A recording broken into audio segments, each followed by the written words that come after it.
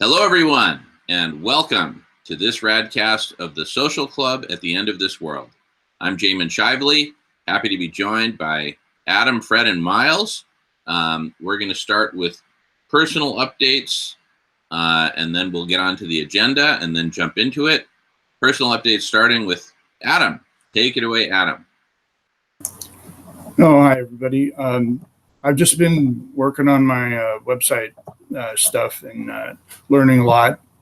And we were talking before the show about man caves, and I find it difficult to find a good place for a man cave too, because I need a place that's quiet that I could record in, and I really have a hard time finding that around here.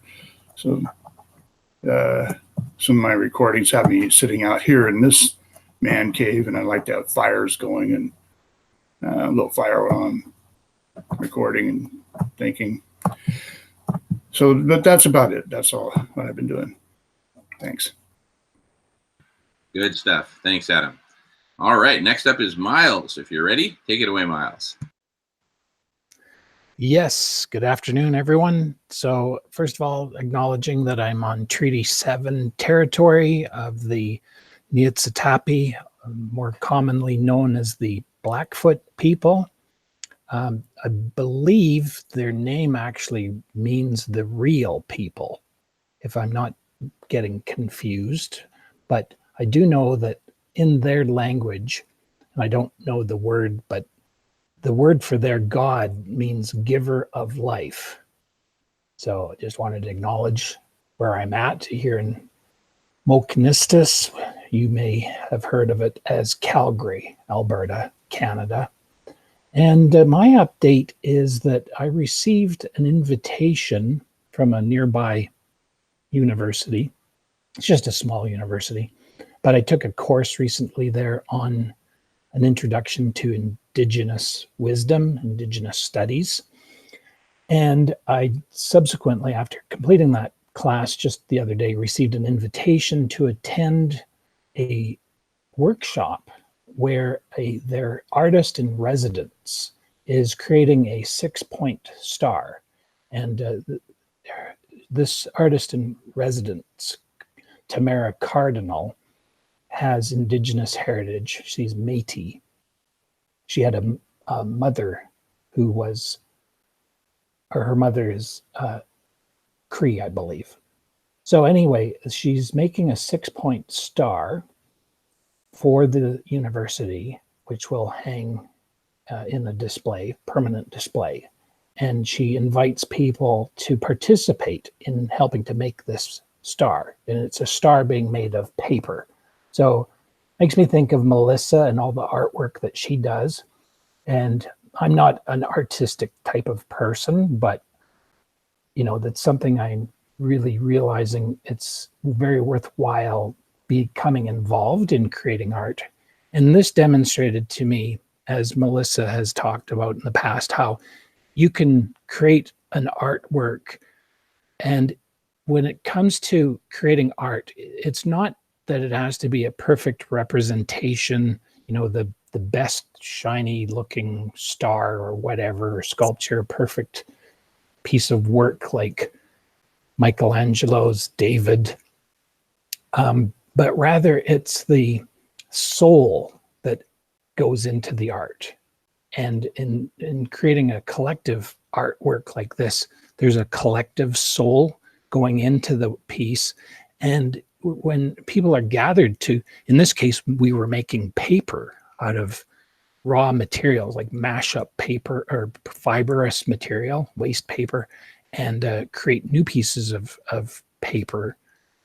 And then they form a star. And while you're doing that, you get a chance to talk to people and really share personal thoughts and of meaning. So that's my update. Thank you. Good. Thank you, Miles. All right. My update, just got back from California evening before last, and I was down with Melissa for 8 days, quite a trip. And we are working on a project for the city of Pacifica. which is south of San Francisco by just a few miles. There's only one town in between San Francisco and Pacifica. Pacifica has 6 miles of coastline.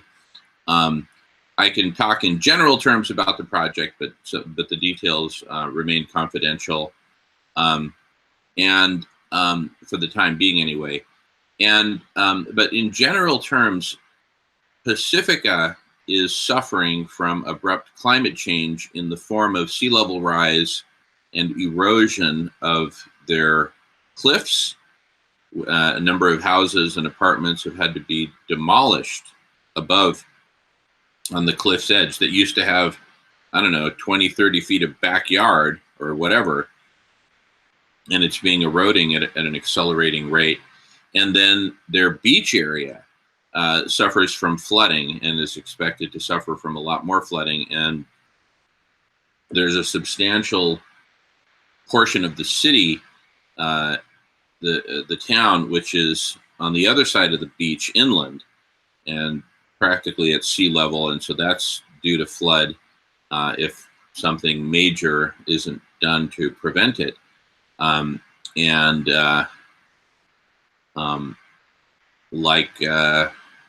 Some sort of a dam or, system of levees or whatever. And so we're working with the city to actually bring the community together to help them come to terms and apply their collective intelligence to co-create solutions, whatever those solutions are. If it's managed retreat, it's managed retreat. If it's buttress the hillsides and dam up the ocean water, it's that, but something other than kick the can down the road. And their response to date has been just kind of emergency measures, like putting a bunch of big boulders at the bottom of the cliff to try to prevent it from further erosion, or spraying shotcrete on the cliff face, which hasn't worked. It's got 6 miles of coastline. Anyway, working on that. And we can certainly talk more about that. But that's at the heart of my.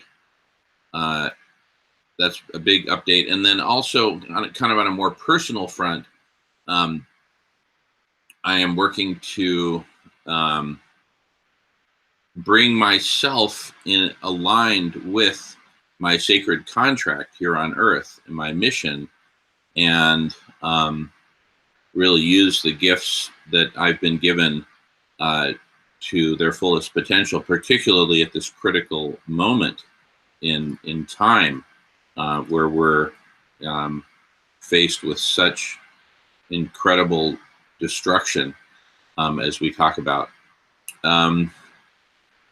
And it's really feeling right to me. I kind of feel like I was, in a way, hiding out from that and escaping in a number of ways from this responsibility that I feel now very connected to. And it doesn't feel like a heavy responsibility, like I've got to do this set of chores. It actually feels really empowering, and happy to talk more about that if anyone would like to, either on the Social Club or elsewhere. That's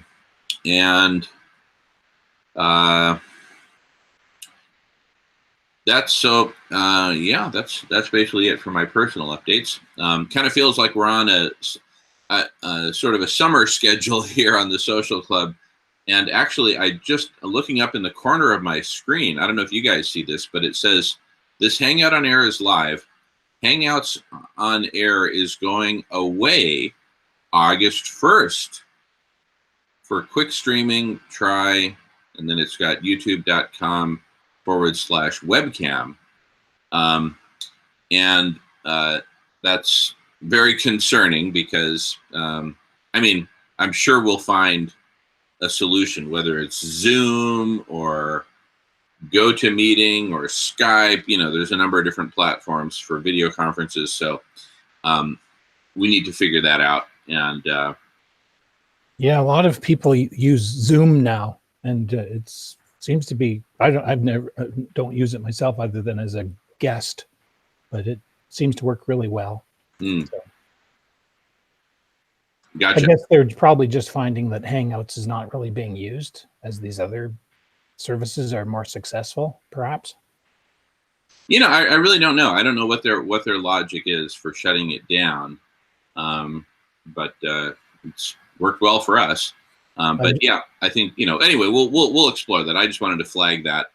Just to your point about what you're doing at Pacifica, California, there's a drone video, and wow, that's really something that's going on there. Just the surf is just pounding at these soft cliffs.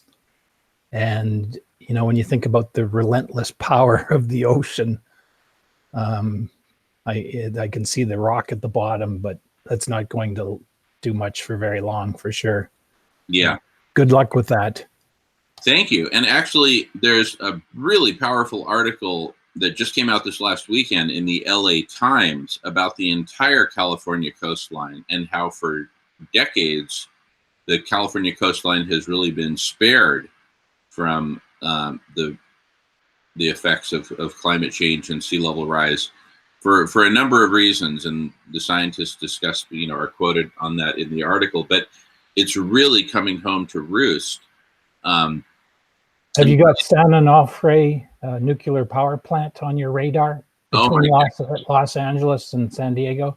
They're storing casks of waste nuclear materials. Yeah, that's on the coast. That's California's Fukushima, is San Onofre. And more broadly, more generally, we have the matter of so much infrastructure. Miles, you're a civil engineer like I am, and you've worked in the railroad sector for much of your career, and better than almost anyone how much the coastline is used for rail, for kind of the obvious reason that it's one single constant elevation and access to ports and coastal cities and all that. And but my goodness, with sea level rise and storm surges, look at how dependent we are on rail. And that's just one example of the massive amounts of infrastructure that society, civilization has grown accustomed and addicted to, that depends upon, a constant sea elevation. So it's really two factors. Sea level rise is one, and then storm surges. They're both children of the same father of abrupt climate change, but really, and they're additive, of course. Hurricane Katrina was our first dose of that. Yeah, there was some sea level rise, but it was really this massive storm surge that caused essentially a temporary rise in sea level, along with strong winds and waves, that caused that intense flooding and just destroyed that much of that city.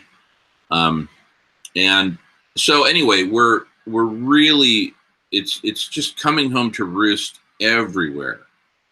This whole and Fred said something's going on again in New Orleans, some flooding expected there. What is the cause of that? Is that meltwater coming down from the Mississippi, or I don't know. Fred I don't see him there, but maybe he could give us an update as to the situation in New Orleans today.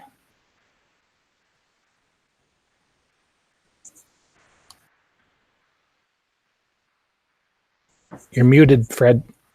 Yeah, you're muted, Fred. All I really know is that they're anticipating a big storm that could be upgraded to a hurricane intensity, and that they're working on their levees and all of that again right now. And I mean, how many times can you do that before you abandon the city? I mean, it's not getting any better, that's for sure. So that's really all I know about New Orleans and their incipient water problem. Yeah, and the issue today is as the oceans and bodies of water get warmer, you put more precipitation up into the clouds, and then the intensity of these feeds the downpours. hurricanes.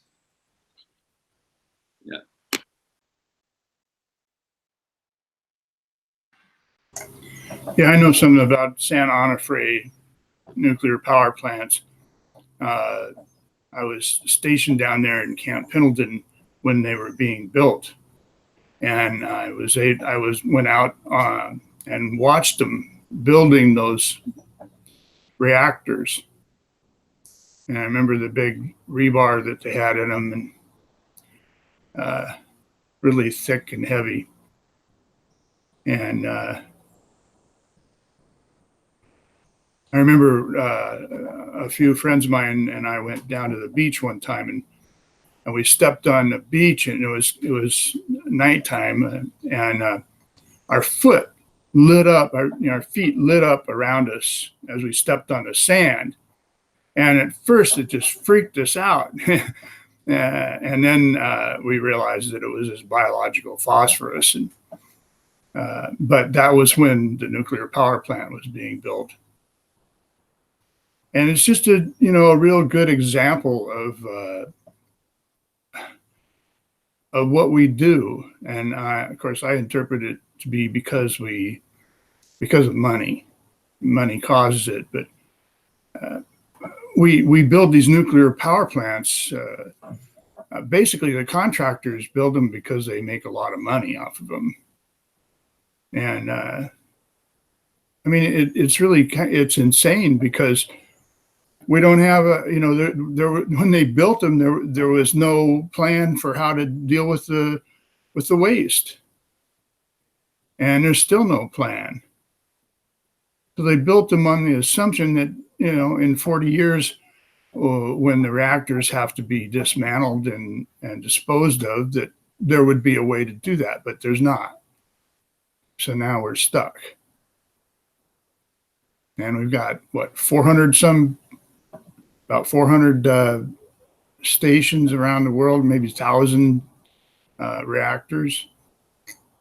I think it's Guy McPherson said 440 nuclear reactors. Oh, okay, maybe that's what it is. Yeah. And some power plants have more than one, maybe two. I don't know how many they go up to, but yeah, it's a substantial number.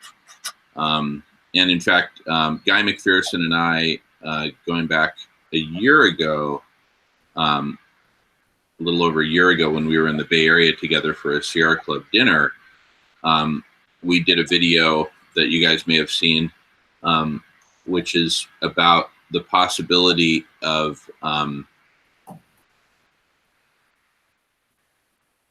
as kind of one of humanity's last acts, if indeed this ship is going down as hard and fast as it is, that we shut down the nuclear power plants before we say sayonara and exit the evolutionary stage. Because if 440 nuclear power plants go Fukushima, and I really don't know the details. I've never looked into it.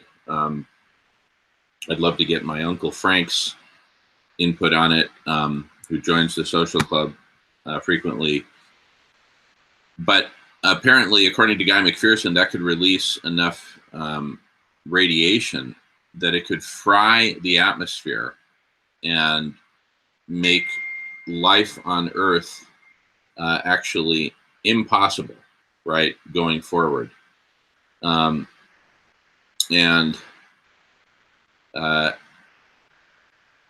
Sorry, I just need to send a quick text here. So I'm gonna go on mute, and if anyone wants to comment on that. But Guy McPherson and I talked about organizing for shutting them down and organizing kind of emergency volunteer communities around each nuclear power plant around the world. I think that's still that's one kind of inspiring. I don't know about inspiring, but it's something, meaningful that we can do. Anyway, going on mute. I'll be right back.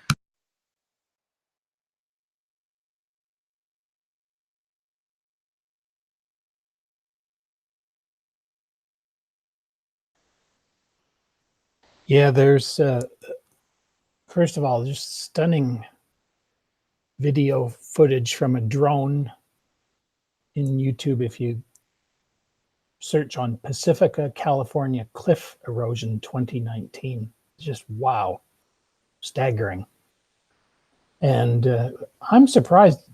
I don't know how many people probably end up falling off of those cliffs, because there's cliffs right across the street from people's houses. Just being a pedestrian around there would be dangerous, in my opinion. But the relentless power of the ocean is really staggering. And if people are interested in the hazards of nuclear power, the best website, in my opinion, is called fairwindsenergy.org, I believe. Let's just check it out. Fairwinds Energy Education. It's www.fairwinds, and that's fair, but it has an E on it. Fairwinds.org. Arnie Gunderson, he's been to Fukushima numerous times, collecting information, collecting samples. He was often on television news at the time Fukushima was melting down. And there is information there with respect to, on that website, as to when a nuclear power plant melts down, and if the waste spent fuel rod storage pools lose their water, that I don't know, it is the equivalent of, I believe, like thousands of nuclear bombs going off all at once. There's so much radiation gets released. And it's a misnomer. A lot of people are misled by the very fact that they will, on the news, like for example in France, because the rivers were getting so low in flow, the rivers that were required to provide water to the nuclear power plants in France with this last heat wave, they had to, as they would say, shut down nuclear power plants. But the reality of it is you do not just, a nuclear power plant does not shut down. You are still contending with a reactor that needs constant cooling water. It takes 6 years for the spent fuel rods to cool down in these pools of water. 6 years before they can even consider taking the rods out of the cooling water and putting them into casks, cement casks, like they've done at San Onofre. So in other words, those fuel rods at San Onofre have to stay in water for 6 years, cooling water, constantly circulating. Then they'll still be quite hot, but then they can be put into concrete and in a shell of steel, like an eggshell. And because at San Onofre, that the concept of creating a central, deep nuclear waste repository, such as in New Mexico, has continually had problems, and it's never moved from beyond sort of a test site. I forget the name of the location.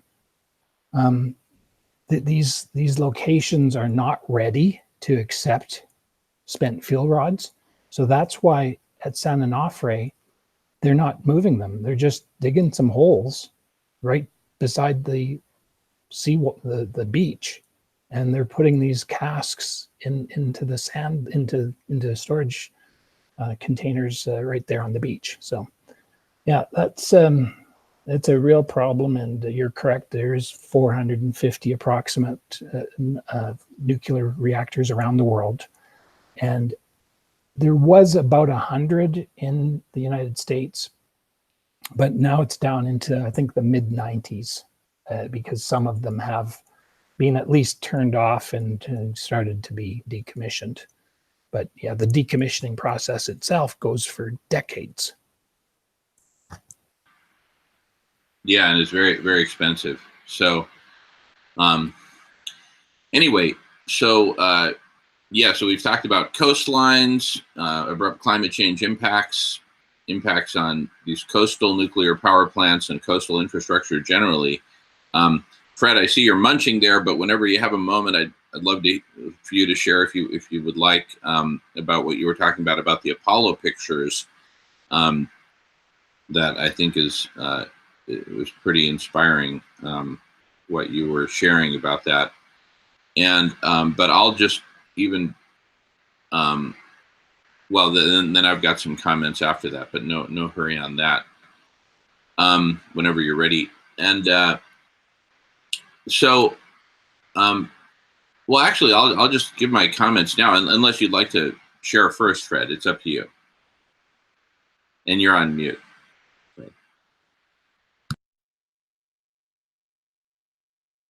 You're still on mute, Fred.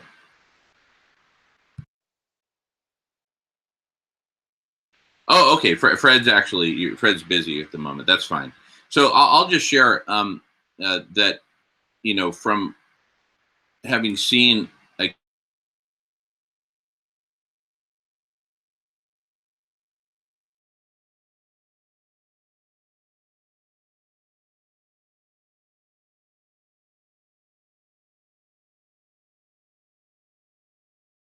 the astronauts' account is that when they look at the Earth, it is so beautiful. And also, keep in mind, they're looking at the planet as a whole, right?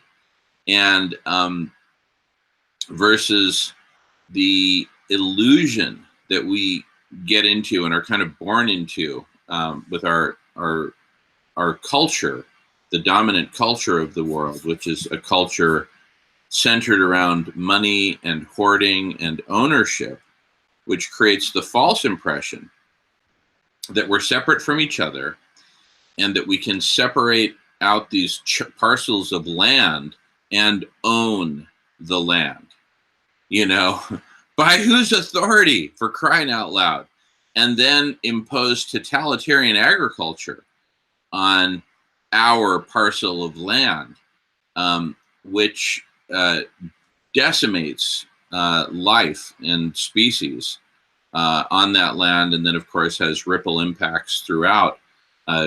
Brazil being a prime example, where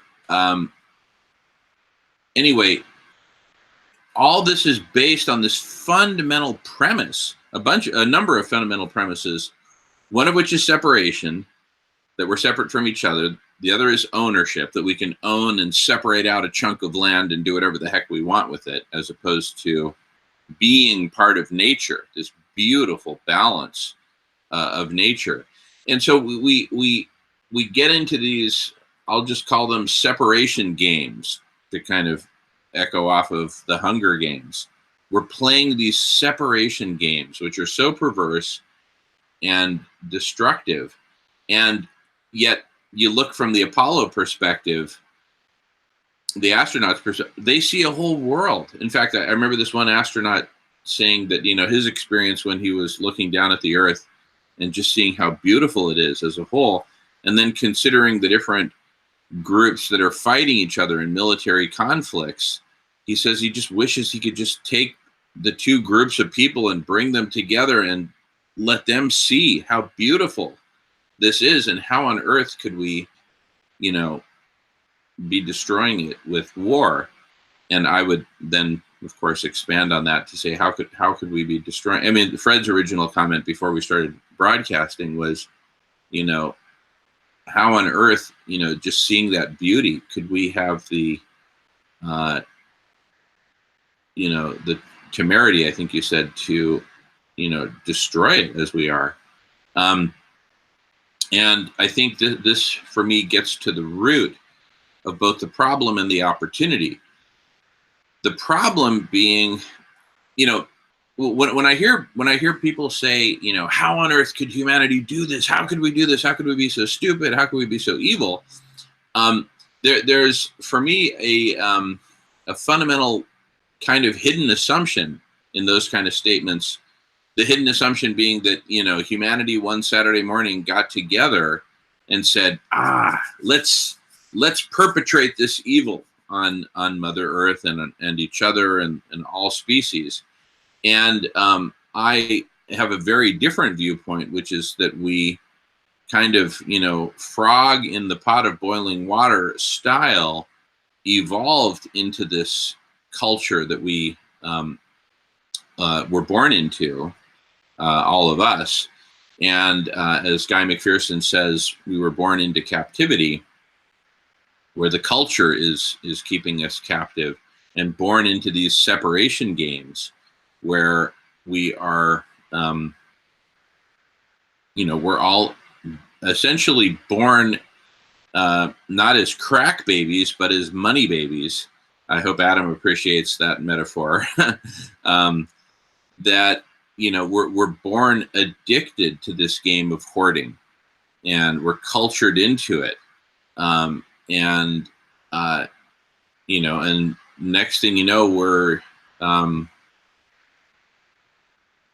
just immersed in it and playing the game and, you know, investing or working or whatever, and hoarding money, hoarding land, hoarding, and all based on this fundamental assumption of separation from each other, separation from nature. Anyway, I'm going to get off my soapbox here, go on mute, and love to hear folks' comments. We're not even doing the Q thing. Maybe we should, even though there's only 3 of us. But let's just, if you have something to say, just say it. Let's just talk. Why not? Yeah, I've been thinking about, you know, what you said about being, how'd you put it? If you feel you're called or something to, it's your responsibility to do. Sacred contract, or kind of our mission. Sacred contract. Those are good words. I've been feeling that myself, and but I've really been spinning my wheels because I don't feel like I should be the person to you know, to be saying stuff or anything. You might want to mute there, Fred. Thanks. And so anyway, in response to what you were saying, I would like to read something that I wrote, and I was writing it last night, and it's kind of a long paragraph, but it kind of explains, I think, what you know, it talks about what caused all this. And so I wrote, I am 65 years old. For nearly all my life, I've thought I lived in the world of life. Yet all my life, I've struggled to fit into this life, and have often wondered who I am, where I'm going, what I'm doing here, and why I have done some of the things I've done. Retiring a couple of years ago gave me time to look deeper into my wonderings. And in my search, I learned about the lives of our hunter-gatherer ancestors, and I compared my life to theirs. I found that technological advancements and ground-penetrating 3D radar had improved our abilities to see what ancient life was really like. In these studies, I found that our Homo sapiens species began over 300,000 years ago, and that these ancestors lived as hunter-gatherers for all that time without destroying the world. I was impressed when I learned how large and dangerous many of the animals that lived around our ancestors were. Many of these animals have since gone extinct, but before about 12,000 years ago, our ancestors lived around and hunted animals like the giant sloth that weighed up to 9,000 pounds, oversized armadillos that with armored shells that stood about 3 feet high, saber-toothed cats, diprotodons weighing over 6,000 pounds, giant beavers over 100 pounds, North American camels, over 6 feet high at the shoulders, aurochs that weighed about 2,000 pounds, woolly rhinos, moose that stood 7 feet tall at the shoulders, and even 150-pound salmon that were extinguished around 1943 when the Grand Coulee Dam was built on the Columbia River without a fish ladder. These people lived in small groups of 40 to 100 or so people that knew nature better than the world's best botanists of today. Studies show our hunter-gatherer ancestors put much thought into a hunt for one of these giant creatures. They had ceremonies and interpersonal relationships and love for each other and respect and care for nature. I think our ancestors are far more intelligent than we've been taught to believe. And they lived in the normal relationship that all life lives with nature. That relationship is that life adapts to nature, not the other way around. All life on Earth lives by adapting to nature. There is only one species of life on Earth that seeks to make nature adapt, and that species is civilized Homo sapiens. Hunter-gatherer Homo sapiens lived over 300,000 years on our planet without destroying nature, but civilization has destroyed nature in less than 7,000 years. When I found out that the lifespans of our ancestors were closer to the 50-year range than the 20-year range we were taught to believe, then all of this came together in my head, and I then knew that it was not I that lived in the world of life. It was our hunter-gatherer ancestors that lived in the world of life. Then I understood why the life I lived in was so strange. Of course, by then I had more questions. Like, why is it that only human civilization seeks to reverse its relationship with nature? Why is it that civilized people are the only creatures on Earth that recognizes nudity? Why is it that civilization is the only life on Earth that purposefully fouls its own nest? And why is it that civilization is the only life on Earth that uses money? Then I realized that the reason why it's so hard for people to fit in is because we were made to fit into the natural world of our hunter-gatherer ancestors, not the civilized world we were born into. So that's all I wrote, or that's all I want to read. That is beautiful, Adam. Really, really beautiful. Thank you. Wow, I'd love to hear it. Anyway, I'm gonna go on mute because I just monologued a bit. Yeah, I'll echo that sentiment. It was really beautiful. And what it did for me is it had my gears going and me reflecting on what you were saying in my context. So, for example, you talked about the importance of us to realize we should be living in a world of life that's dedicated to life. And I started thinking about what I learned about the local Blackfoot Nation here, who lived their traditional territory from Edmonton all the way down to Yellowstone Park into like the top side of Wyoming. And their name for God is the giver of life. So that very much it reinforces what you said, Adam, about their having a more harmonious existence with Mother Earth and a concept of God being the giver of life. Whereas we use this word God. Well, what does God mean? Like if somebody says giver of life, well, right off the bat, I have an understanding of what that means. Whereas the word God, I'm thinking, is it an abbreviated form of good? That we think that there's this being of good out there that governs things? Anyway, that's just some of the things I thought about. And again, that was very, very beautiful.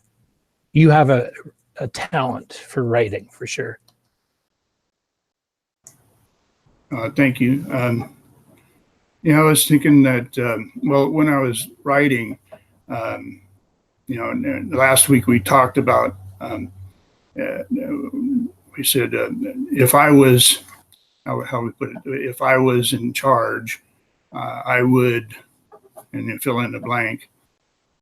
And then, so I was writing last night, and I was thinking, well, if I was in charge, I would talk to the people of the world almost every day. And I would have a conversation with them. And so, and I haven't, written any papers. I haven't published anything or made any videos here in a couple months, and I'm feeling guilty about it. And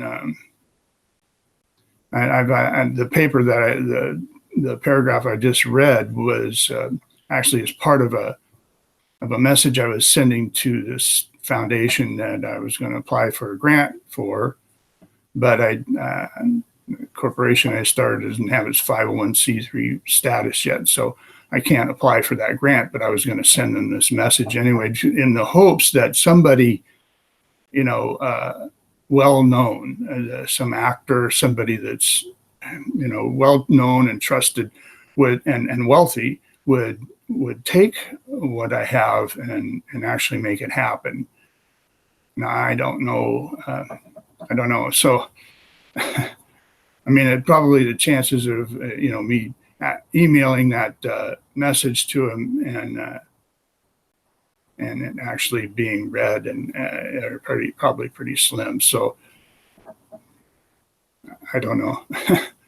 I don't think I'm the right one, but that finding somebody to actually do it is really hard. I have a question for you, Adam. Are you suggesting that we should be a hunter-gatherer society, or I'm just wondering about, or that we should live more harmoniously with nature and the earth, which I agree with totally. At the same time, I wonder, I know how herds of animals and animals live in a balanced situation. And I know they don't have money or whatever, but they don't, whenever there gets to be too many of one kind, there's some mechanism in nature that brings things back into balance. My first question was, are you suggesting that we return to a pre-industrial world? Because that, to me, is totally unrealistic. Given the number of people on the planet, as I've been toying with writing a song called "Too Many Rats in the Cage," which is basically how I feel. There's just too many of us now, and yeah, there's too much disparity in ways to approach things, whatever. So my questions is, are you promoting the notion of hunter-gathering society, or a society that thinks more in terms of balance and respect for nature and fitting into it? Yeah, no, I'm not. You're right. We're our population is 7.7 billion. When the hunter-gatherers lived on Earth for 300,000 years, the population was less than 10 million. That means for every one person that lived back then, when the population was, when they lived in harmony with the Earth, today there's 770 for every one person. So no, we couldn't go back. It would be impossible for us to live off the land. But what I'm saying is that we need to come together and build a vision for how we can use our technology and survive after the collapse comes. I mean, the collapse can be looked at. I mean, the only vision we have right now of the collapse is a vision of horror. And we know that the collapse is coming. So if we were able to get together on a platform and really, go gangbusters and, make it happen like we should, then we could start planning for what happens when the collapse comes. Because what will happen? Well, there won't be any more government. There won't be any more money. Now we can look at that as the worst thing that could happen to our planet, or we could look at it as the best thing that could happen. If we plan for it, and we develop a way to, we use our technology today, and we develop a detailed plan that when the collapse, or before the collapse comes, or when it comes, we can, take out the different details and give them to people all over around the world, and people will know what to do. So, and I wrote the Road to Life plan, which is basically an example of what that plan would look like. And the Road to Life plan talks about a voluntary population control system that would use technology to create volunteer sterilization for mainly for women, so they could. I mean, there's a lot of things that we're not doing because of money. Because money creates a system. It causes us to build this infrastructure where we that allows humanity to overpopulate and makes us behave irrationally. I mean, we behave insanely. We do these insane things because we're under the influence of something that's causing this, and that something is money, in my opinion. I'd love to add on to what Adam is saying, partially in response to Fred's question. But first I want to mute and see if anyone else has anything to say first, because I'll have a little bit of a monologue to say.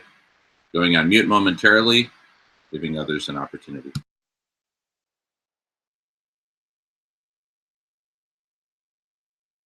Yeah, I'll just chip in, with respect to the volunteer population control, that is very important, because just one less person on the planet is by far, like 50 times, I can't remember, but I saw an illustration of all the things you can do over your lifetime by not having an extra child. It's huge.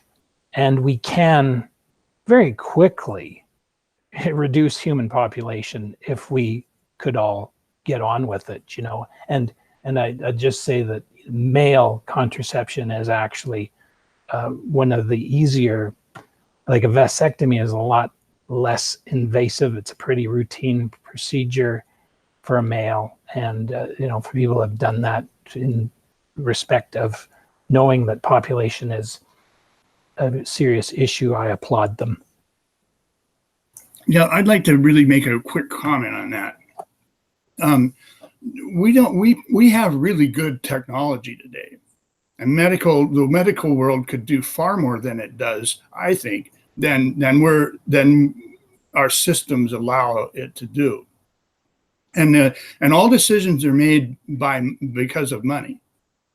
So for that reason, I think we don't have the technical, we do have the technical ability, but we're not using it.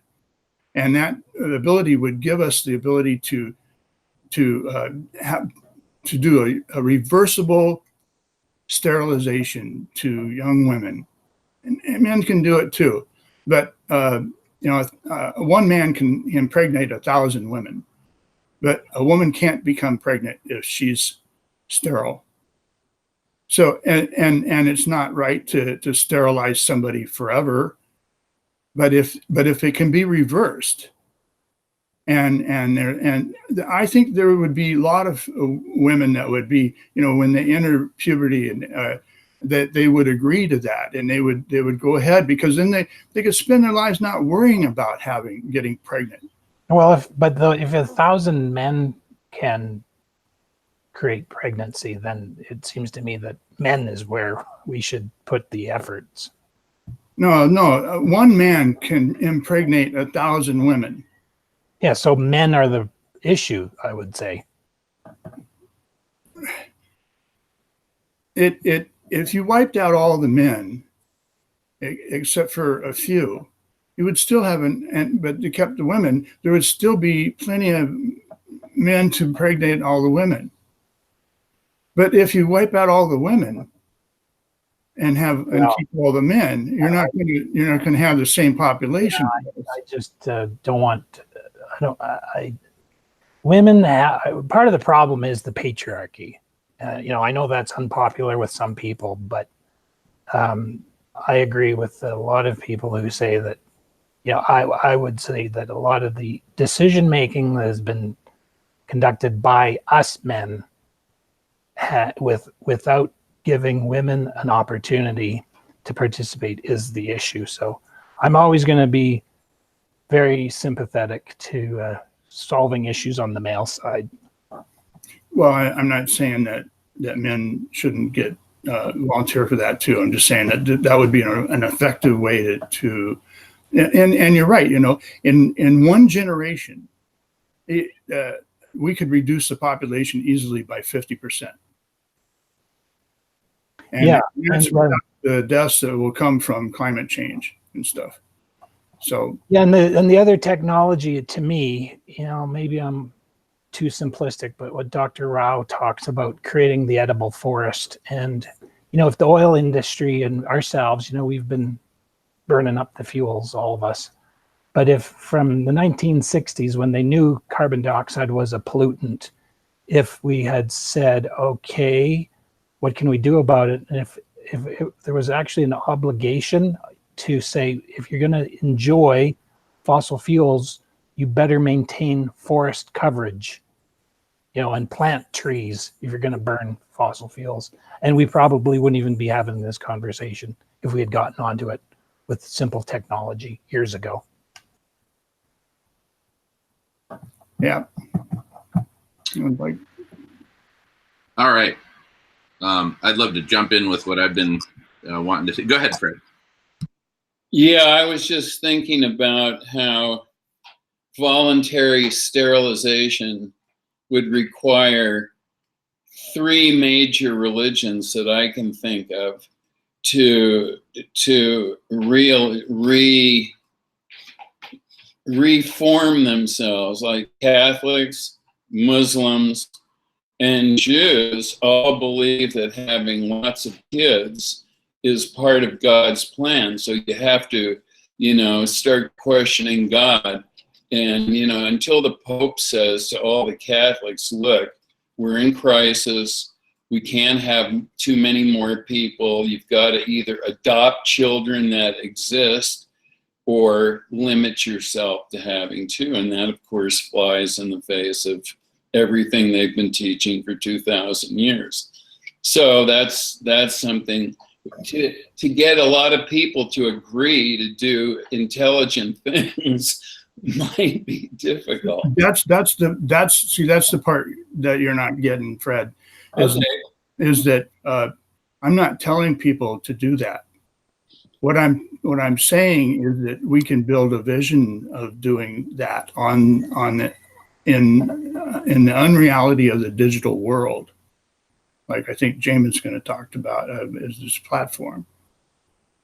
And the platform I envision, the vision that I see that we build is we build a vision of a sustainable future for the children of the world.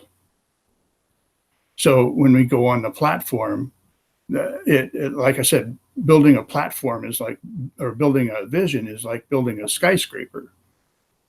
And so we're built only, instead of a skyscraper, we're building a vision. And before you can build a skyscraper in reality, you have to first build it in unreality, in the digital world. We do the same thing with the vision for the way out, for the children of the world. So now you got the Jews and the Muslims and the Christians, and they all have different beliefs about population and stuff. Well, they're not, and they come on, they belong to the platform, and they start helping the vision. Well, we're building a vision of the future for the children of the world, not for them. So they have to agree to that to come onto the platform. Yeah. Now, if they're agreeing to that, then they're saying, well, then we're gathering the facts together, and we're saying, well, okay, what is going to be required in the future? What kind of life is going to be required that our children are going to have to live in? And if we're going to give them a sustainable future, what kind of life is that going to have to be? And we use computer processes and modeling and stuff to tell us what that life will be. Now, if some religion wants to stand up and say, well, I don't believe in that, and I'm not going to do it. Well, we could say, okay, we'll take your variables and let's plug them into the model, and let's see what the model says. And that's the only thing we have as a mediator to judge this by, is the model. I'm sorry, Jamin. I know you want to talk. No, you're fine. Well, it's a powerful conversation because it's getting me thinking too, and you talk about reproductive technology. Here's a question. If we didn't have such a hang up about contraception in these religions, such that, and I think I could even argue that even having a condom dispenser in the men's room at a church is actually in keeping with the teachings of Jesus. And if even condoms were just totally, accepted as part of life, and they were even in the high school or junior high school boys' washrooms, how much of an effect would that have on controlling unwanted pregnancies? And again, I'll argue with anybody, that's not in key, that is completely in congruence with the teachings of Jesus Christ.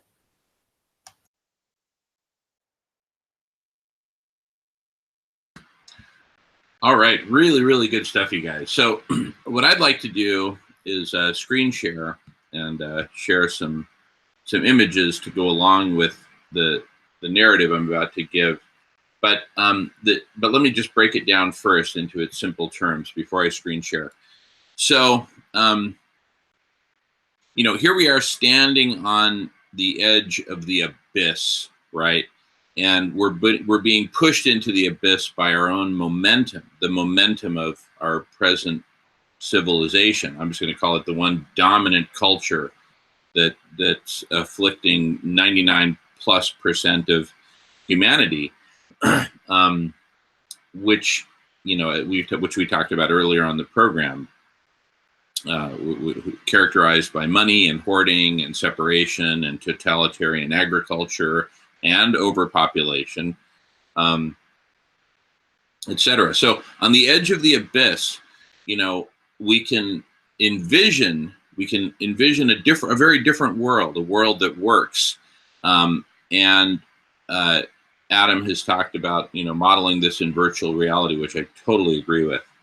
And so it's one thing to envision a world that works, a different kind of world, not going back to hunter-gatherers, as Fred was asking about, because there's simply too many of us to make that a feasible reality again. So we need to go into a whole new realm of existence that we haven't been in before. And so I first want to talk about envisioning that. And then I want to talk about how we actually make the transition. What is the pathway to get from where we are now to that new vision, to that new modality, and a whole new existence of life on Earth? And the central, perhaps the most important dimension of this whole transformation is the cultural transformation, including our very story of humanity. Who are we? Why are we here? What is the meaning of life? What game are we playing? Up till now, in our lifetimes, it's been the game of hoarding and ego and separation and dominance, et cetera, et cetera. And, you know, hoarding, it's not just hoarding money and land and resources, but hoarding children, right? Hoarding, having as large of a DNA footprint on the future as we possibly can, propagating, you know, essentially copies of ourselves for future generations, copies of our DNA. This cultural transformation, and, you know, we talk about big religions making the transformation. Pope Francis wrote in his encyclical that what we urgently need is a bold cultural revolution. Okay, so with that as an overview, I'm going to screen share some images, some of which I've shared before on the Social Club and some of which I have not. So in terms of, you know, what this future can look like, I sometimes talk about humanity transitioning and transforming into a form of ant colony, where we're working together in cooperation, and we live together in arcologies, which become these central nodes of living and intelligence and organized cooperative action to heal Mother Earth via holistic land management, holistic ocean management, and you know, transforming our modality of agriculture from totalitarian agriculture to pointing to Dr. Rao, living forests, and or whatever he called it, but basically edible forests. That's right. So these are just some images of. This is Biosphere 2 in Arizona, you know, and here's Arco Santi, a work in progress, also in Arizona, Paulo Soleri's work. And so, you know, these are all kind of just views of what's possible in terms of, you know, living in a whole new modality. But to transition to this new modality, we need as I said, a bold cultural revolution. So I'm gonna, the next series of slides I've shown previously, and at the heart of this bold cultural revolution is, I posit the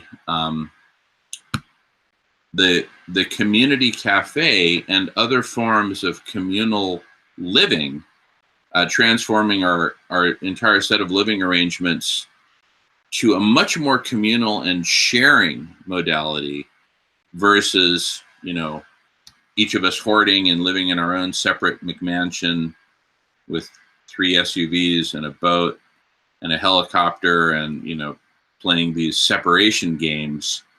So to help make the transition, I also agree with Adam in a world without money, but to get there from here, how do we get there from here? To transition to a world without money, I see what I'm showing on the screen now is a transitional form, creating a new standard for a compassionate economy, and where the motivation to buy compassionate products and services would be the benevolent impacts it would have on people and the planet.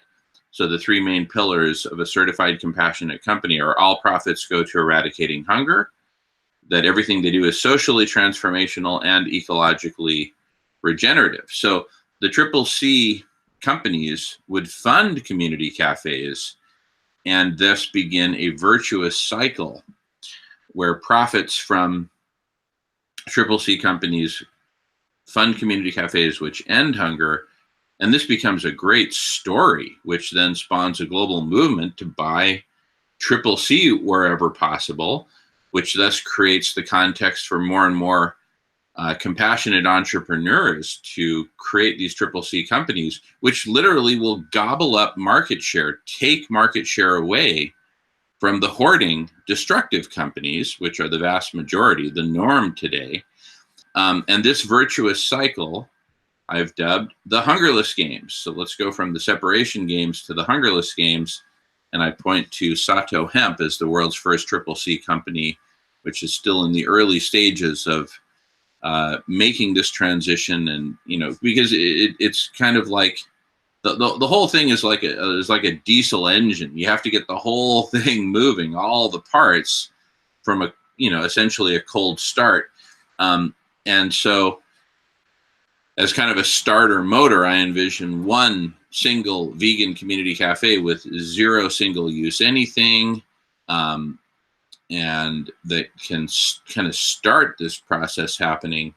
And what's interesting is as we bring community together through the community cafe, and then eventually other, platforms of living to help us transform our living arrangements and transform our culture. By bringing people together, we then start to also spawn and make a reality the collective intelligence of all these people coming together, inspired by what's possible with this whole new model.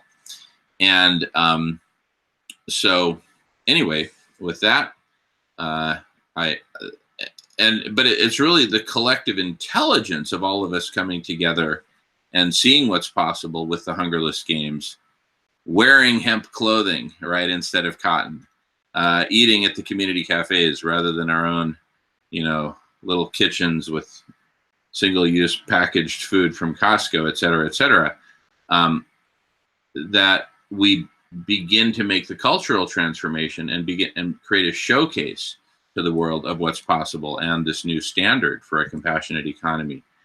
So that's what I see as a possible transition pathway to stoke this bold cultural revolution, economic transformation in our entire set of living arrangements, and ultimately get us towards a really inspired transformational arcology type of living, where it's much more communal, collective, ultimately completely free of money, right?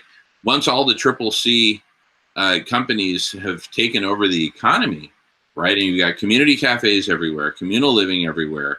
And here I defer to Dr. Rao, who's come up with a sort of compassionate currency. What did he call it? He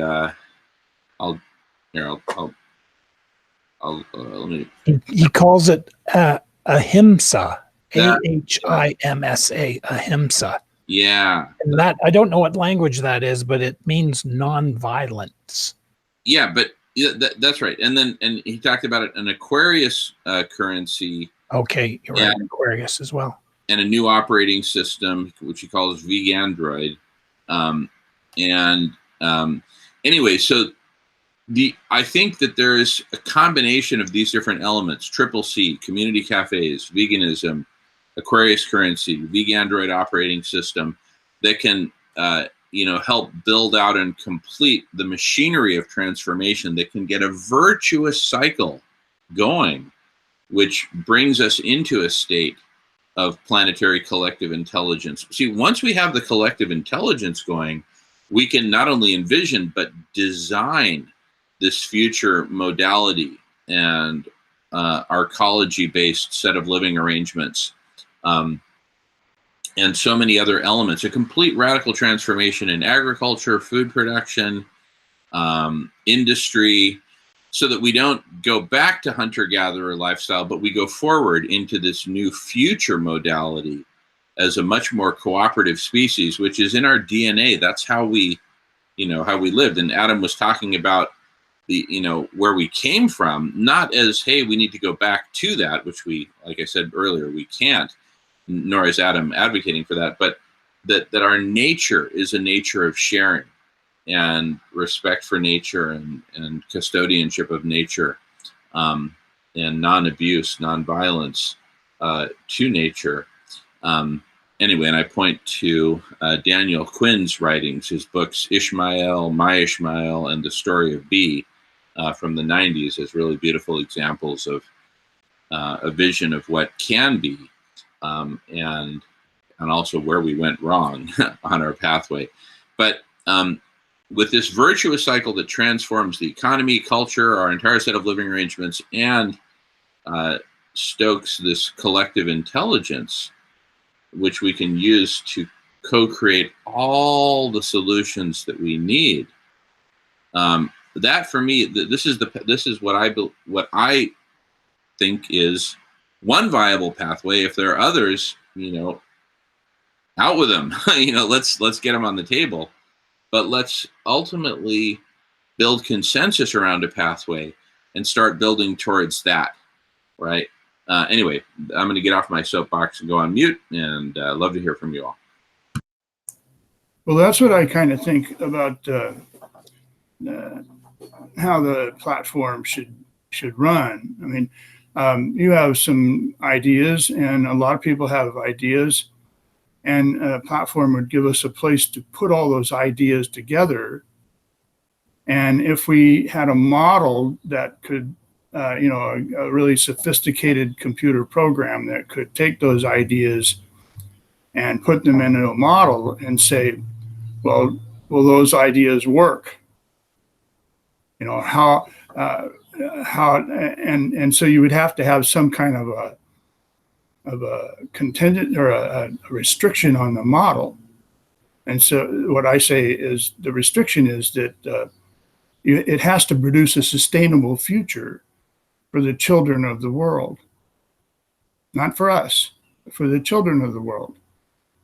And then if whatever idea is given to the model, if it doesn't meet that, if it doesn't fulfill that requirement, then it's not going to work. Then it's like building a skyscraper. You're not going to put car parts, into a building of a skyscraper. You're not building a car. You're building a skyscraper. So some things won't work in this vision. And people can argue about it, but we're not building the vision for them. We're building the vision for the children. So if you really want to argue with somebody, go argue with the 5-year-old.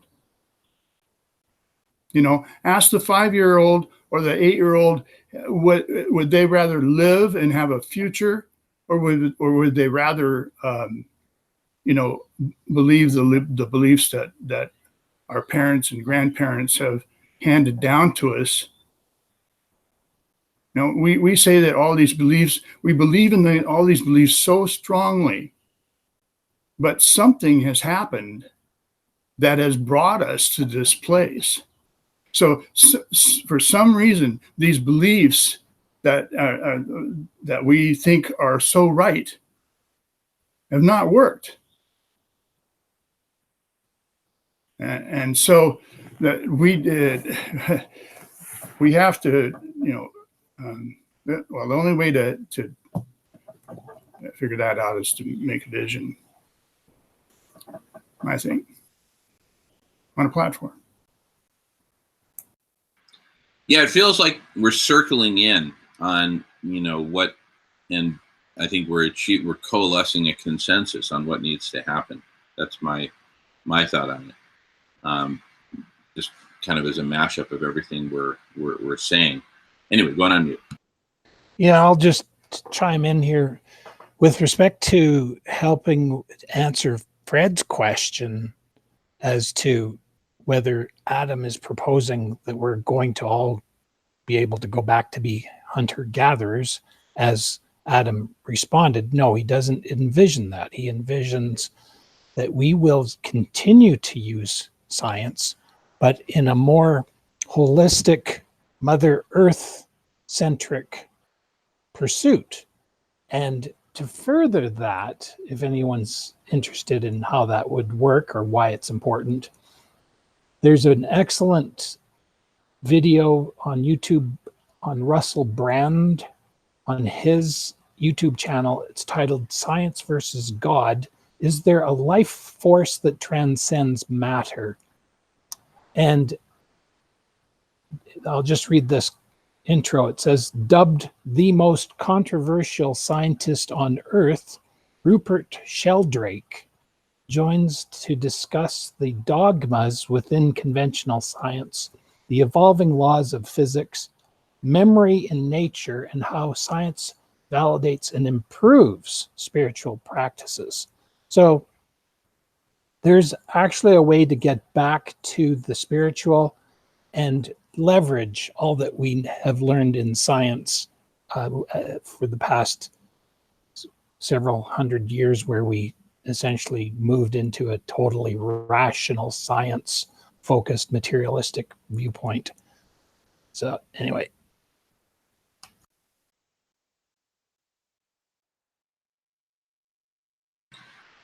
Anyway, one big missing key that I see is, how do we bring us all together into both the conversation and the cooperative collective action that we'll need? I think the conversation is the starting point, because it's through conversation that we build consensus around a plan, and then we can start to take action, right? A friend of mine who used to constantly challenge me and say, Jamin, you're having all these conversations, but what we need is action. And I would jokingly say, well, great, let's grab some baseball bats, go down to the university and start swinging at whatever. That's action, right? We need to agree on what action we're going to take, and we need to be thoughtful about it, not just action for action's sake. So anyway, that was kind of a useless tangent, but but it's important, because as we were talking before we went on the air, it's all great for us to be sitting in a man cave, as some of us have or some of us need, but nevertheless, that's not going to solve it. It may be a great place to have these conversations across Google or YouTube or Zoom, maybe in the future here, but it really takes getting into our local community to coalesce around a campfire or a table, and to be talking with our neighbors about what we're doing, what we're talking about, but actually with people right beside us, whereby we would say, all right, so the solution could be that we start to rewild, plant trees, create an edible forest. All right, let's get out there. Let's start brainstorming, brain swarming, as you say, to figure out how are we going to start rewilding Calgary, where I live. And then actually you're doing something. But I think it comes with what we do at the social club every week. It starts with conversation, bouncing ideas off of each other, and then, that precipitates a thought in me, or what I said, Adam said, and maybe something I said precipitates something in you. And the issue, though, is that the corporate world that we live in, and this is also delved into with Rupert Sheldrake in the YouTube video, the current paradigm we live in is about corporatization. It's a materialistic view where we are considered to be machines in the pursuit of more and more of the industrial growth society. So we need to think along the lines of Professor Richard Wolff, the economist, and I'm not, he studied Marxism. I'm not a Marxist, but I do like a lot of what he says. And one of the things he says is, there's a lot of resources that are sitting idle at any one time. I think he said 20%, or maybe let's say 20%. Pretty sure that's a safe number as to what he said. 20% of all tools and resources are sitting idle at any given moment. So I'm trying to figure out, well, how do I create a meeting here in my community without having to actually pay to rent a hall? Because, you know, I don't want to just spend money and sit in a room by myself, but, you know, maybe I'll need to do that. But why is it that I shouldn't be able to go down the street 2 blocks away from me right now? The summer holidays, there's a big school sitting idle. Lots of meeting rooms, lots of amenities. And even, you know, there's a shop in there, I'm sure. There's an art room in there. Why are those things sitting idle? Why couldn't we be saying, okay, this is our meeting place. We need to rewild. We need to create an edible forest. Every school could be turned into an action center. And then, you know, even when school's sitting, the school is empty after 5 p.m. often, and it's empty in the evening and through the night. You know, yeah, it would take contracts and careful agreements, supervision. You couldn't have the school being damaged and such. But gosh, what a huge resource when you think about all these schools that are sitting idle most of the time throughout North America. Yeah, I'd like to respond. There's some people here on the YouTube channel that I've been kind of monitoring here, and you know, and they're coming back and saying, well, we can't survive after the collapse. It's impossible to survive after the collapse. And I said, well, we don't know that for sure. And so then they said, well, the evidence is clear. Well, okay, so we don't have a whole lot of a chance, but we've got some chance because we've got technology now that can help us do things, and we have the human intelligence, which humanity has not been given the chance to even try yet. So by building a platform, we give humanity a place to come and start building the vision of the future. But it's not that why it works is because we're not building something that happens now. While we build the vision, the world we live in doesn't change, because we actually want to build the vision and not move the rest of the world while we're building the vision. We want to be more incognito.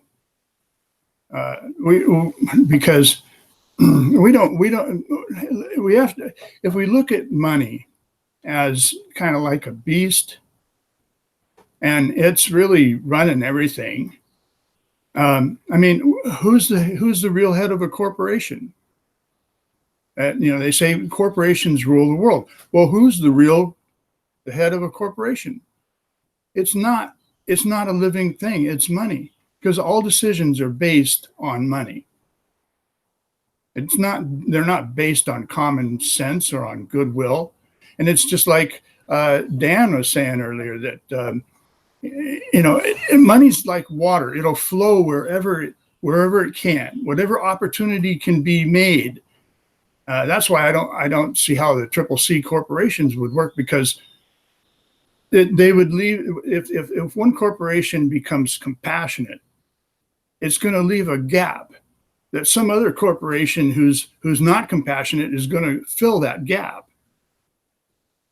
So it's actually the opposite of that, but I'll address that in a moment. Carry on.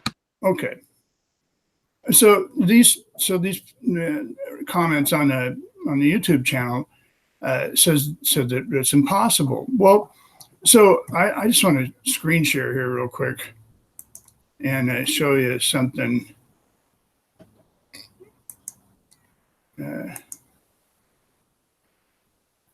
Okay. So you should see my screen here. So what if we had an endless supply of clean and free energy? I mean, so they say it takes a lot of energy to remove CO2 from the air. Well, now we've got the oil companies and they say there's no other form of energy. And then we've got people on the internet saying, well, Tesla came up with a way and we can do it. And there's all kinds of ways. And then there's geothermal energy. So there's a whole bunch of different stuff that we could use for energy that we're not looking at. Why don't we look at it? Because money always stops us. Here's another.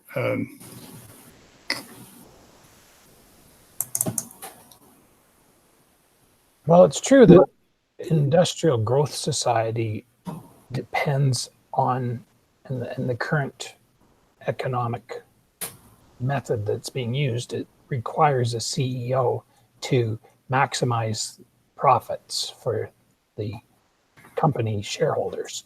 So as a result, they'll use every legal, and sometimes they've been discovered to be using illegal methods to maximize their profits.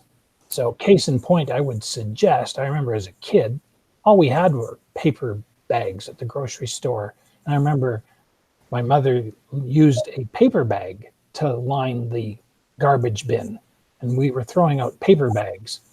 And then I would suggest that it's very possible that the oil and gas lobby might have actually had something to do with undermining the use of paper bags. Certainly they would have promoted, oh, look what we can make from oil products. We can make polyethylene, and now you have a plastic bag. It's superior to your paper bag. Yeah, but they didn't tell you that it takes hundreds of years for that plastic bag to decompose. So anyway, yeah, I see what you're meaning. The only thing is we do have to realize that we don't have enough time to go to a no money world. I don't think we have enough time. And you kind of know that yourself because you're trying to actually start a company and you're trying to fundraise. So well, you're talking you're talking negative again, and you can't do that. I mean, well, I'm talking really. We don't have time to. Well, we may not, but we don't know that. We may have time, and whatever time we have left, we need to apply that our time towards saving the world and saving life on Earth. So this graphic here, I mean, there's what can we do? Well, what if we could refreeze the Arctic? I mean, this is the condition now. The Arctic's melted. We have all these problems. You have the methane, the jet stream, the albedo effect is not reflecting the sunlight. The ocean currents are being affected. Heat, the atmosphere is warming up. Even Antarctica is warming up because of the melted ice up here. Well, if we could refreeze the Arctic, what would that do? Well, basically, that would solve a lot of these problems. The methane feedback loops. We have to do these things, but we have to do them ASAP, like starting tomorrow, and get it done by 10 years from now at least. However, to say all of a sudden there's no money, you can't do that. So the transition, the only thing I can say is that the transition has to be okay. We're going to have money that is based on not gold or not fiat currency, but is based on, maybe it has to be based on trees planted. A currency that has, what's the word I'm looking for? Redeemable, or it's a gold standard or a tree standard instead, right? Yeah, but I'm trying, I have to say it again. We're not trying to change the world now. The platform is to build a vision that's like a set of plans, detailed set of plans. So when the collapse comes, people will know exactly what to do, where to go, what to do, where to live. And then it has plans for how to grow your own food and how to live life. What happens when the collapse comes? The government won't be anymore. We won't have oil being and gasoline. So we're going to have to figure out how we're going to live in those conditions. And I don't see how we could end our use of money. I agree with you. I was actually writing this last night. I don't think we can end our use of money, but we can make a vision of what it would be like if we could. And then we wait for the time when money kills itself. Money will die itself when the collapse comes. And we can either be prepared for that time, or we can let it hit us in the face.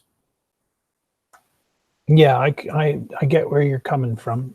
Certainly, I agree. This modeling idea is really powerful. That we should have some simulator where all of the things that we've just talked about, even contraception methods being widely available and destigmatized, what kind of an effect would that have? If you could model that in the computer, we would say, okay, gee, if we can just take the shame away from a condom and just, if you don't want to use it as a condom, blow it up as a balloon and, float it or put helium in it or something. You know what I mean? If you could model that, we might say, well, holy cow, worldwide, we could prevent, 200,000 a day unwanted pregnancies, and the trend line on population growth would go down by whatever percentage. So I see where you're coming from, Adam, and I appreciate you clarifying that the modeling is not intended isn't preceded by removing money from use. We do the modeling, create the model, and then see how we can create a world without money that sucks the life use out the of it. model to build the vision. Right. And the vision isn't meant to, it's just like building a skyscraper. At first, it's built in digital reality. And the plan set is put together in the digital world. It doesn't actually get printed out in the physical world until the construction project is ready to happen. So we build a vision in the digital world. And then when the money's gone, when the collapse comes, we'll have a plan ready that we can put into action. That's what I'm saying. I love this conversation. Fred, you got something to say? Go ahead. I have to go, guys. I allotted 2 hours. I've got a medical thing to deal with. So once again, love you guys, and I'll see you next week. Love you, Fred. Thank you, Adam. I feel clear on what you are proposing. Not that I necessarily agree with it, but I'm clearer. So, okay, guys, have a great week. All right, Fred. You I'll speak to. All right. See you soon. Thanks, Fred. Okay, bye-bye. All right, I'd like to chime in on a couple of points. Really appreciate this conversation because I feel like we're zeroing in on some consensus. First, I want to address the YouTube comments that it's impossible to survive after the collapse. Let me tell you a little story about a book I read. I read it twice some years ago. It's called Adrift. as I describe it. Raise your hand if you've heard of it. But oh, it's awesome, Adam. Yeah, Adrift. So there's this man in his, I don't know, late 20s or so, and he's on this kind of sailing trip. He sails across the Atlantic to Europe, and then he's, does some repairs on his boat and dinks around a bit, and then he's sailing back across the Atlantic towards the United States. And just one guy on his sailboat. And, the sailboat's not perfect. It's in need of some repairs and whatnot, but it's basically functional. And he's sailing across, and he's even got an automatic steering system, so he can sleep at night and the boat will keep sailing. Well, while he's sailing along in the middle of the night, a whale comes and, unknowingly to the whale, just crashes into the boat and then keeps on its merry way. Unintentional. It was an accident. But anyway, puts a big gaping hole in the sailboat. Water is coming in. The ship is sinking. And he pulls out his emergency life raft and emergency bag and inflates the life raft. And he's suddenly on a life raft, and his sailboat has sunk. And it's this amazing story of survival. And he ends up working his way across the Atlantic in this life raft, and survives, though greatly emaciated and whatnot. But he survives and ultimately arrives in this beautiful green island in the Caribbean. Here's my point. What's the takeaway from that?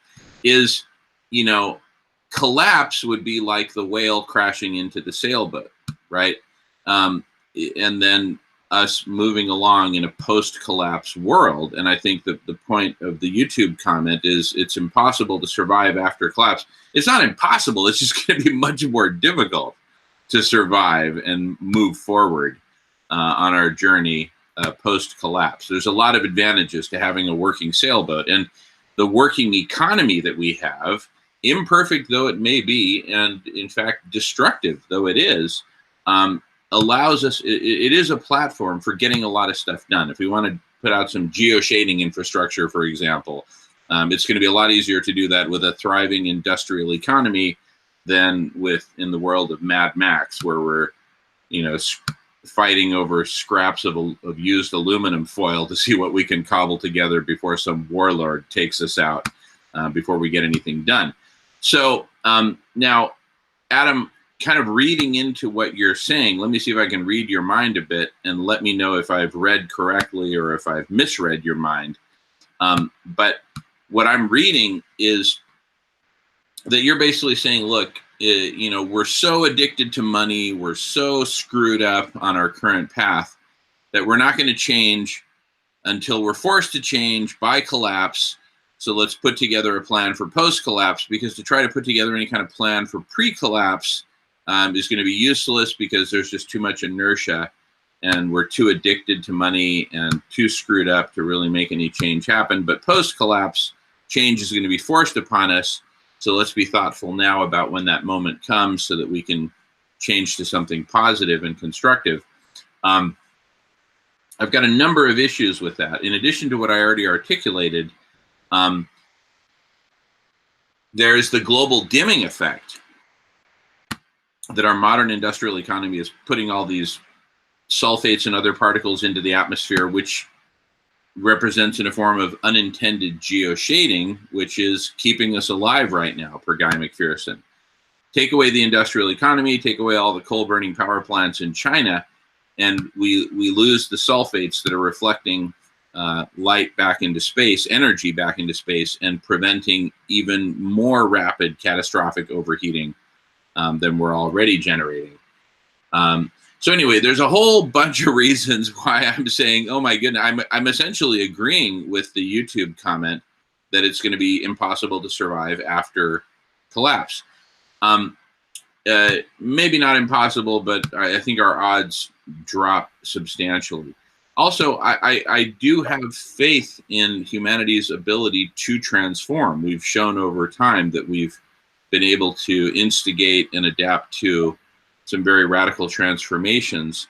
And I think what we need to gear up for is the next big transformation. And I would certainly advocate for that we make this transformation happen while civilization and the modern economy is still intact, so that we can leverage it for, among other things, doing geoshading, shutting down nuclear power plants. I'd much rather have big, Caterpillar earth-moving equipment and oil to fuel them to shut down nuclear power plants than sticks and stones, right?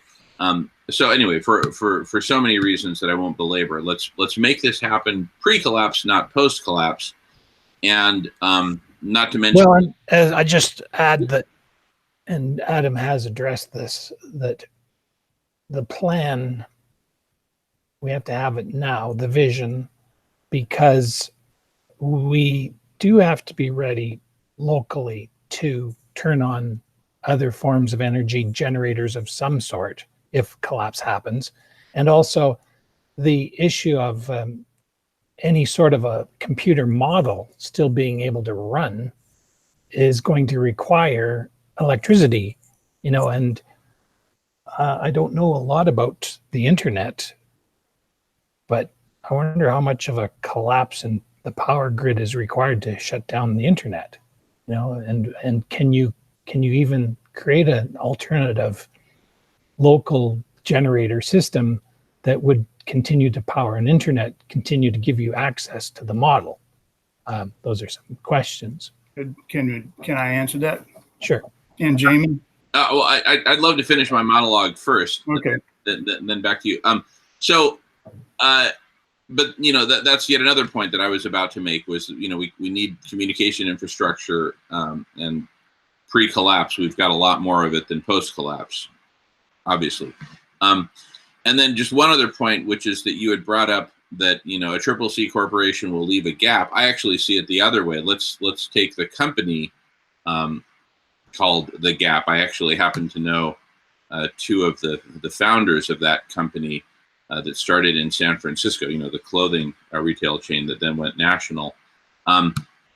That company, let's just take them as an example. Suppose we create a Triple C alternative to The Gap, and it's, hemp clothing instead of cotton clothing, instead of sweatshops in Asia.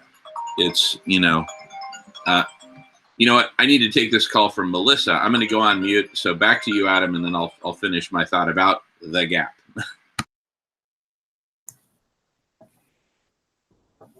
Okay, so it's hard to. I want to wait till Jamin comes back on, actually. Why don't you go ahead and talk, Miles? Sure. Okay, I'm back, you guys. Sorry, go ahead. Okay. You want to know how, what's the way that, what do you put it? How do we do this? How do we get it to happen? Well,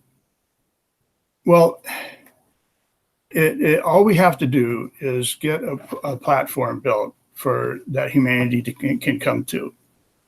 A platform is I think the definition of an internet platform is that it can hold many websites. So basically, it's like a search engine.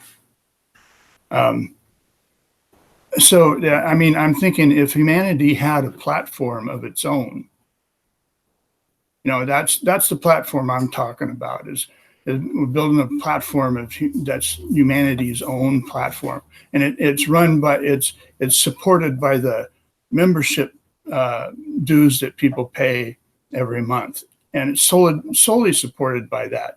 That way, there's no advertising in there, so there's no influence from money. And it'd be like the only place where humanity could make decisions, so that would not be influenced by money. So what the decisions we're making is to make this vision for the future, for the children of the world, sustainable future. So if we build this future, what happens is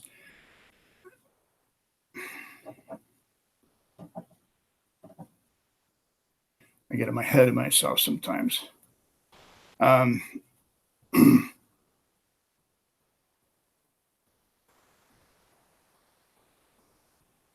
So we take money, or we're building it in not in reality.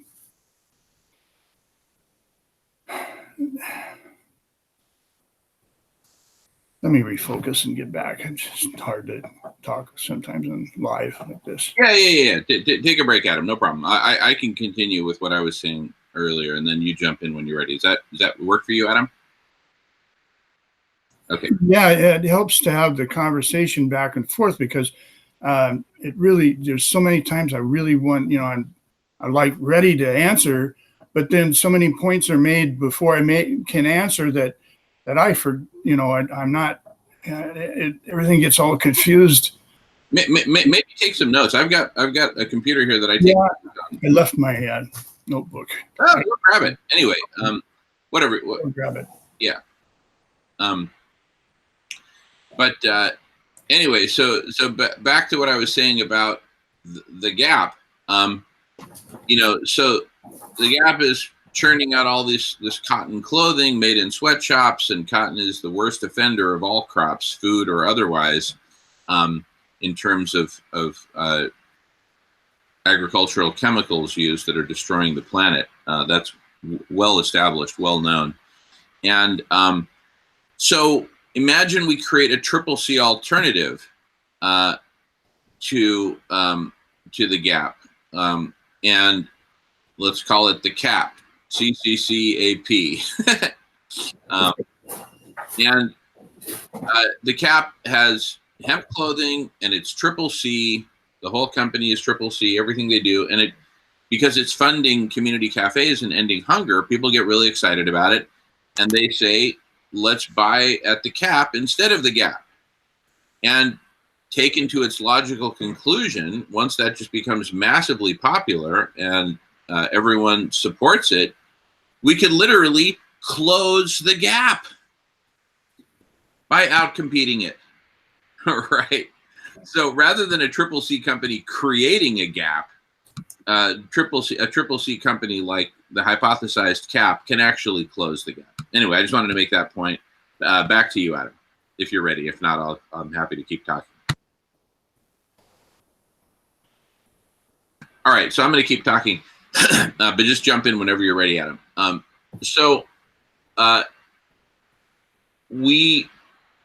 Certainly money is a tremendous poison, but but just like, organizations like Alcoholics Anonymous, AA, have helped so many people get off the addiction to alcohol, I think we can, with collective intelligence and communal infrastructure like community cafes, we can help people off the addiction to money. Like I said, CCC is a transitional form because it still deals in the realm of profit. And I think that we can build out this transition pathway working with Dr. Silas Rao, using the Aquarian currency and Vegandroid and other mechanisms to create a complete transition pathway. But I think we can. I think it's definitely possible to create a transition plan that works pre-collapse and that perhaps can even avert collapse completely, rather than saying, we're just so hopelessly gone, only collapse is going to be the reset button that will reset our existence here on Earth. Anyway. I agree with you. The platform should, it'll have a place for all humanity to put their ideas in and make it work. But right now we have our vision of the future is a vision of horror. And because we know the collapse is coming, and Niles just said it, we're running out of time. It may be that the collapse is out there far enough that we can plan for it. So when it happens, we know what to do. Now, if it happens and we don't know, I don't know if I'm my battery. Okay, my battery's on. I got to put it on the charger here. But if we say we make a vision on the platform, We get it all ready to go. And the collapse doesn't happen. But say humanity looks at the vision and says, no, that's a better way to live. Then if humanity agrees, then we could transition, we would have a new life to transition into. And we could do that before the collapse happened. But we don't have a vision. So we don't have any plans. We don't even know what we would transition into. You have some ideas, but everybody has ideas. We don't have any, we need a platform with a model on it that we can test our ideas against and create this vision, create this plan. I'd like to, go back to, I remember Jamin saying in a social club, probably one of the first I ever attended, that, we have to start with the values. What is the value system? And so the compassionate corporations and say this new compassionate CAP clothing company, or even the compassionate community cafe, it's the value that is promoted, the value system. What do we hold nearest and dearest? So, I'm wondering, why is it that so many people are all of a sudden moving into and getting excited about these hamburgers that they're not burgers of meat, but they're burgers of, they're vegan burgers, or they're at least, they're vegan burgers. So I wonder, are people doing it for they think they're healthier, or are they really moving to embrace these vegan burgers because they say in their unconscious even that this is better for the planet, this is better for the future? And so there's just been the IPO went crazy, the valuation. Now a lot of these meat companies, the traditional beef and pork producers are saying, hey, we got to get in on the bandwagon too. And they're making these burgers out of pea pods and such. So anyhow, I don't know, Jamin, if you want to talk to that. Sure. Yeah. I mean, see, that's a perfect example. These could be CCC vegan companies that supply community cafes. So we can get a whole compassionate economy. I talked about clothing going from cotton to hemp. We can have transportation going from everyone in their own SUV, electric or otherwise, still massive footprint, just manufacturing the darn things, to, collective transportation and bicycles and these little electric skateboards. I mean, there's so many, and combinations of them. Skateboard to the pickup point and get into a collective vehicle or whatever. One of the things I noticed is when I requested this vegan burger last night at a community barbecue, they had to cut it out of plastic. And so it's sort of like, okay, well, we're not really quite there. We should be able to get a hemp substitute to wrap the vegan burger in instead of plastic as well. So yeah, the whole production, or what do you call it, distribution system. The whole supply chain is what you're talking about. Supply chain, that's the word. Yeah. And better still than having, a wrapping at all is a reusable stainless steel, vacuum sealed, so we can transform the entire supply chain to be compassionate, eliminate single use anything, right?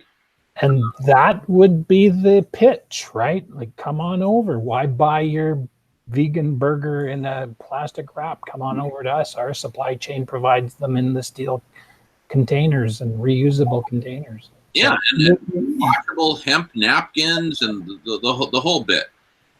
You guys, we need a whole vision, though. Of course we do, Adam. That's what we're talking about. We're talking about putting together a collective intelligence that will create a whole vision. Right. That transforms the whole supply chain, the whole global economy, and our entire set of living arrangements. Right. So I think we're in violent agreement. And I think what we need to do is stop pretending that we're in disagreement. And if there's little details that we're in disagreement on, let's address those. But I think we're talking about the same thing, a whole system transformation using collective intelligence, using computer modeling that is completely holistic and compassionate, and that we can put together pre-collapse. And to Adam's, What I'm saying, could I just add that, like, Amazon Web Services right now has a monopoly, from what I understand, on the internet, the cloud, for the most part. So, you know, what you're calling for, Adam, is the compassionate company corporation alternative to Amazon Web Services or any other internet system of cloud. if humanity had a platform of its own, if $1, if everybody in humanity paid $1 each month, that'd be $7.7 billion a month. I can't imagine that any company in the world that was a platform developer wouldn't grab a hold of that. I mean, there's just so much we can do to, and all these problems that, like, Jamin mentioned the global dimming effect. Well, there's already, Guy McPherson comes out and he says, well, that's a predicament. There's no answer. Well, there is answers, because I mean, I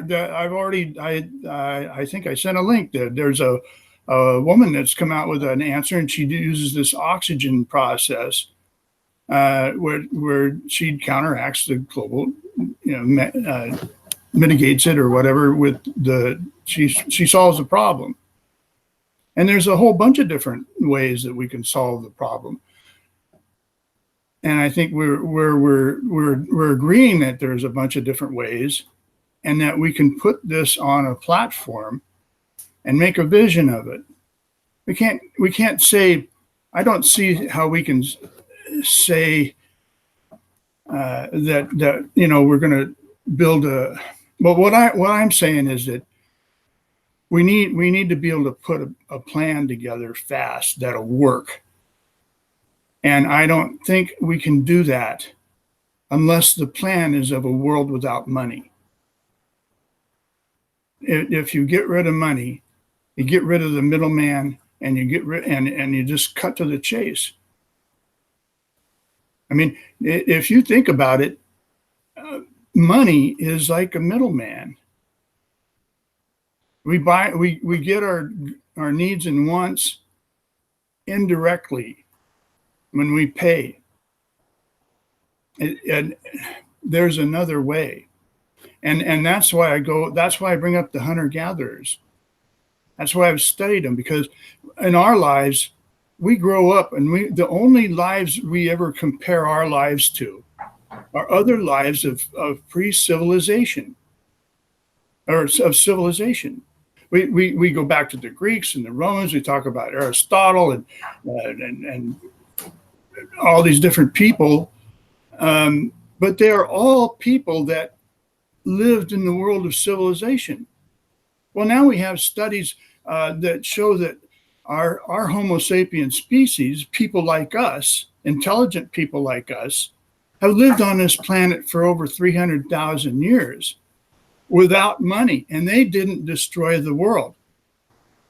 Yeah, you make a great point. And indeed, that Rupert Sheldrake, the physicist, biologist, very intelligent man, talks about something similar, So we at some point, as you said, Adam, at civilization, we also became more materialistic, and we started to think of ourselves as separate from the natural world, separate from nature. That's why I go back to the hunter-gatherers, because the hunter-gatherers lived in the relationship of that all life lives with nature. Life adapts to nature. That's the relationship of life. Life always adapts to nature. I mean, it's ridiculous to think that nature would adapt to life. But the only animal on the whole earth that attempts to make nature adapt to life is civilized, is the civilized Homo sapiens.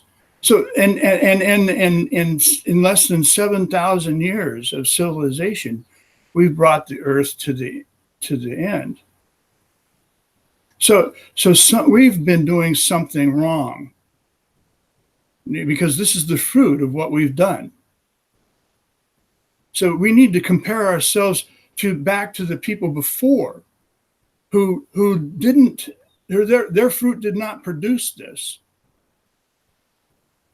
And what the change that happened was when we left the life of hunter-gatherers, and we changed that relationship, and we were essentially saying that we had the intelligence to make nature adapt to us. So, like, I mean, it must have been a huge temptation. You got these hunter-gatherer tribes, or small groups, and they go through a hard time, and then and then they know they're really good botanists. They know how to plant and herd. They just don't do it because they've been taught not to do it. So, but the temptation is really great to start planting and herding. So one day they do it. And when they do that, that change happens right then, because they're changing the natural relationship from life adapting to nature. They try to say that they're going to make nature adapt to life, but they don't realize, sure, they can plant and they can herd, but they don't realize that the consequences of that is population overshoot. That's like the first consequence. And then all of a sudden, and that's what that's why they didn't do it, because civilizations did arise out of the hunter-gatherer people occasionally, and we see the ancient archaeological relics of these ancient civilizations. They rise so far out of whack now, Adam, that they're now manipulating the genetics of plants and messing around genetically to, as you said, think that we can change nature to us, our lives, as opposed to being in harmony with nature. So like there's real huge problems now with glyphosates that are used as herbicides for these so-called genetically modified crops, and they're creating like Frankenstein type plants now, and monoculture is going to end up killing us. And that's a if you look at money as a poison to humanity, then what we're doing is we're operating under the influence of that poison. It's like an alcoholic. You can't. The cure is not to say, well, you can drink less alcohol. The cure is to remove the alcohol completely. Because then you develop a new mindset. And Jamin wants to talk. Okay, thanks. So I'm gonna have to get going here in a few minutes, but you guys can continue if you want. I need to help out Melissa with a project. Actually, you could just summarize for me, because I'm going to have to part. Okay, so let me cut to the chase. I'm done too. I think there's more that we agree on than not, and where I think we need to transition here with the social club, and it might as well coincide with the transition of the technological platform that we're using, is to get down to brass tacks. We've been talking for 2 years now on the social club, and time is running out. I don't think we've got 2 years left, frankly, at the rate at which things are overheating and falling apart. So it's time to actually develop the plan. And I don't think you guys would disagree with that statement. So what I propose is that we focus a core chunk of the social club, whether it's the beginning, the middle, or the end on every program, on refining the step-by-step plan. Step 1, step 2, step 3, and see if we can agree on that. Because if we, and this will be a real litmus test for not just the social club, but for humanity. Can we reach consensus on a plan for moving forward? And, you know, like literally step 1, what do we do, you know, in the next 7 days? And then when we meet at the next social club, all right, did we accomplish that? If not, why not? Was it not a realistic step? Did we lack the resources? And okay, so what do we do next? So we iterate on it, but let's see if we can build consensus on a plan, step by step, week by week, what we can do. And either we can or we can't. I think we can. So let's make that a goal. I would propose as homework for each of us, each of the 3 of us and those who are watching, to please draft for next Tuesday. So 5 days from now, on next Tuesday's social club, let's have a draft plan, step by step, that include actual specific actionable steps that we can take on a week by week basis to put our vision into reality. So Miles, I know you got to go. I got to go soon. So let me ask Miles first. What what do you think about that? Do you agree with that? Do you have a better idea? Go ahead, and then Adam, love to hear from you. I like the idea because one of the things I've been doing is pretty much just research and development, and I bow down to Adam. He actually has a website going. He's actually got a YouTube channel going. He's doing his writing, and he's producing something tangible. So that's where I see what you're talking about is emulating that idea and bring something tangible to the table. But that's as opposed to what I've perhaps just been doing is just sharing and talking and such. So yeah, the only thing I'll add is I'm working on it in a local context, but it's this collective consciousness, this withness that we've had here at the social club that's been a big part of raising my stages of consciousness. So, but I have to, in order to put boots on the ground, I believe I need to do it locally and in a local context, but you know, it'll incorporate all that's been shared. And then if I present what I have as my thought as to step 1, you know, that, and ideally even trying it out as an iteration here, and people could say, well, yeah, I think I can borrow something from that. Great. Just like, you know, you've got the concept of the hemp, the compassionate companies, the supply chain idea and all that. My thought is I'm looking at it more of a values change in thinking in my local context. But I like the idea, like, you know, gives me a purpose to bring something tangible next week. Great. Thank you, Miles. Thank you. Adam?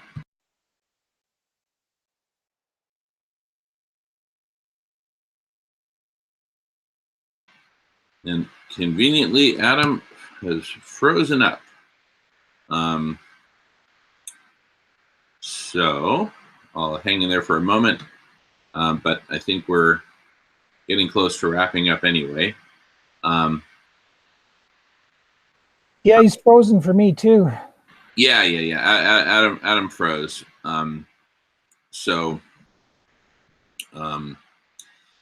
Let's. I think he's modeling for us a collapse where there's no more communication. So anyway, the virtues of collapse. Just kidding. Anyway, so I'm gonna hang in there for a few more minutes while I get ready to get out the door. But I'll leave the volume on, so if we hear back from Adam, he can chime in. Otherwise, yeah, it was great talking to you, and we'll see everybody next week on the social club. Next week will be Tuesday, correct? Next week will be Tuesday. Yep, Tuesday, 11 a.m. Pacific time. And thank you, Adam, for being such a wonderful pillar of the social club. All your ideas and thoughts are always welcome. I think we're just kind of transitioning to a new state here of focus, but all the thoughts and thinking and resources and everything you've brought to the conversation create a foundation for that. So thank you. All right, buddy. Great to see you, Miles. Great to see you, Adam, Fred, and everyone who's been watching. Thank you so much. We'll see you next Tuesday, 5 days from today, on the Social Club, at the End of This World. See you all then. Have a great weekend in the meantime. Take care. See you soon.